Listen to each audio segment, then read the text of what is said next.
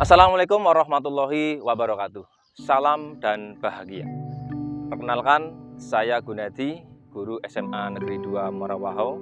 Kali ini saya akan berbagi praktik baik tentang proyek penguatan profil pelajar Pancasila di SMA Negeri 2 Morawaho dengan mengambil tema gaya hidup berkelanjutan, subtema menjaga lingkungan sekolah dengan cara memanfaatkan sampah dan memilah sampah.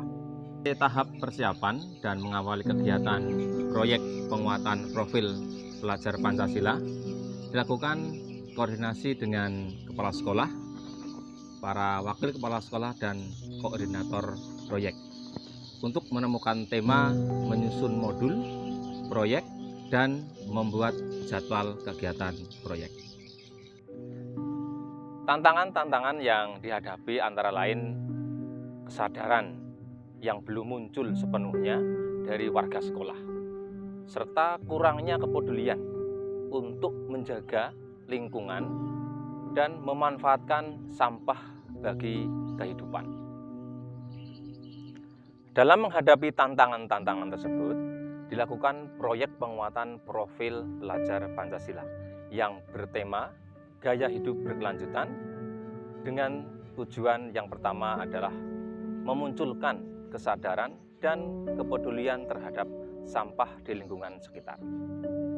Kedua, memberi kesempatan kepada murid untuk membuat aksi ataupun program bagaimana memanfaatkan sampah yang ada sehingga mereka dapat ikut serta dalam menjaga lingkungan. Pelaksanaan proyek diawali dengan orientasi, mengenalkan proyek dan menyampaikan tujuan proyek yang dilakukan di ruang aula oleh para guru dan pendamping proyek. Selanjutnya, gotong royong, bernalar kritis, kreatif, dan mandiri akan tercapai dalam penguatan dimensi profil pelajar Pancasila. Di tahap kontekstualisasi, murid diajak ke kantin, lorong sekolah, dan tempat pembuangan akhir di sekolah. Mereka dihadapkan dengan kondisi lingkungan yang masih banyak sampah berserakan. Apa yang perlu mereka lakukan melihat kondisi yang telah mereka amati?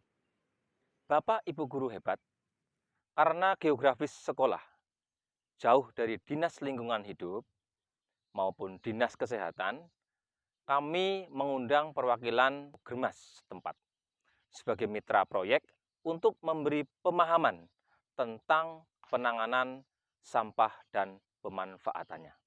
Setelah mendapatkan materi dari narasumber, murid membuat perencanaan aksi, yaitu membuat program ataupun kegiatan bagaimana memanfaatkan dan memilah sampah. Tujuan kegiatan ini agar murid ikut berperan menjaga lingkungan. Dalam aksi proyek, murid melakukan di dalam kelas, halaman sekolah, dan lorong-lorong kelas. Aksi yang dilakukan antara lain pameran, kampanye peduli sampah, hasil daur ulang, fashion show, puisi, dan poster.